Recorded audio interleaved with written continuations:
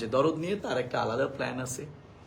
দরদ সিনেমা কখন মুক্তি পাবে? দরদ সিনেমার প্রমোশন বর্তমান সময়ে কেন বন্ধ হয়ে আছে? সুপারস্টার শাকিব খানের জন্মদিন ছিল 28 মার্চ তারিখে, আর সেই দিনই ছিল দরদ সিনেমার সর্বশেষ প্রমোশন, যেটা আমরা দেখতে পেরেছি অনন্য মামুন ভাই দুবাইতে করেছিল। সেই দিনের পর আজ পর্যন্ত দরদ সিনেমার প্রমোশন কেন হয় নাই, সেটাই প্রকাশ করলো অনন্য মামুন ভাই।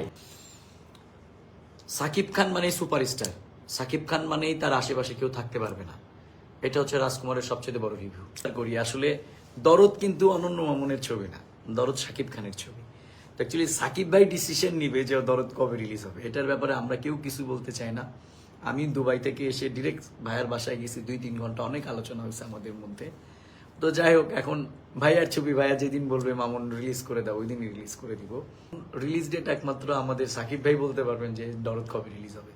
আমরা রিলিজ ডেট নিয়ে কোনো কথা বলার, আমি একটা জিনিস বলি, সেটা হচ্ছে এই ছবির পুরো প্ল্যানিংটা কিন্তু সাকিব ভাইয়ের মাথায় থেকে আসছে। দেখেন, আমরা কিন্তু 28 তারিখ পর্যন্ত দরদ নিয়ে অনেক কথা বলছি, ভাইয়ার বার্থডে পর্যন্ত। তারপরে কিন্তু ভাইয়াই বলছে যে মামুন এখন শুধু রাজকুমার হবে। আমরা দরদ টিম কিন্তু রাজকুমারকে সেলিব্রেট করছি দুবাইয়ের সেই মরুভূমির বুকে। এটাও তো অনেক বড় না? কারণ সাকিব ভাইকে মানুষ অনেক উপরের লেভেলে দেখতে চায়। তারা তো চিন্তা ভাবনা করে যে সালমান খান, শাহরুখ খান লেভেলের ওই রকম একটা কিছু তার কাছ থেকে আসে।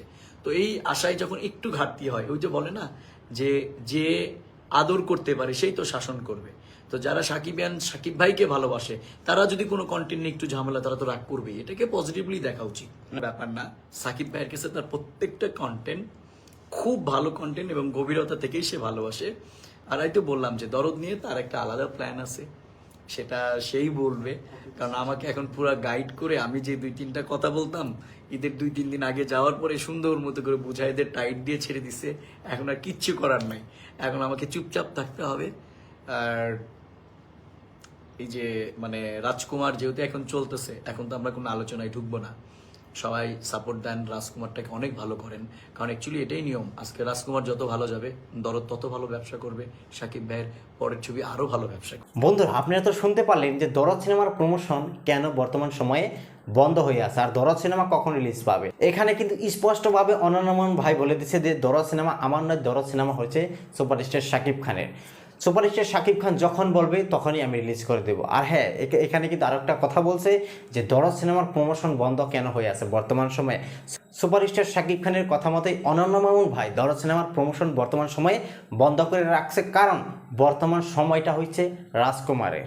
আর হ্যাঁ, যদি ভিডিওটা মনোযোগ সহকারে দেখছেন তাহলে কিন্তু অবশ্যই এখানে একটা কথা আপনারা শুনতে পাইছেন যে এখানে অনন্য মামুন ভাই কিন্তু রাজকুমার সিনেমার রিভিউ দিছে। যদি মনোযোগ দিয়ে শুনে নেয় তাহলে আবার শুনুন। সাকিব খান মানেই সুপারস্টার, সাকিব খান মানেই তার আশেপাশে কেউ থাকতে পারবে না। এটা হচ্ছে রাজকুমারের সবচেয়ে বড় রিভিউ। অনেকেরই মনের ভিতরে একটা প্রশ্ন ছিল যে দরদ সিনেমার প্রমোশন কেন বন্ধ হয়ে আছে, দরদ সিনেমাটি কখন মুক্তি পাবে। আর এই প্রশ্নটা যদি আপনার মনেও ছিল তাহলে এই ভিডিওর মাধ্যমে হয়তো আপনি ক্লিয়ার হয়ে গেছেন যে দরদ সিনেমা কখন রিলিজ হবে সেটার ডিসিশন কিন্তু সুপারস্টার শাকিব খান নেবে। আর দরদ সিনেমার প্রমোশন বর্তমান সময়ে কেন বন্ধ হয়ে আছে সেটার কারণ হচ্ছে রাজকুমার বর্তমান সময়ে চলতেছে, সেই জন্যেই। তো সবাই ভালো থাকবেন, সুস্থ থাকবেন এবং আমার জন্য দোয়া করবেন এবং এই চ্যানেলটাকে সাপোর্ট করবেন।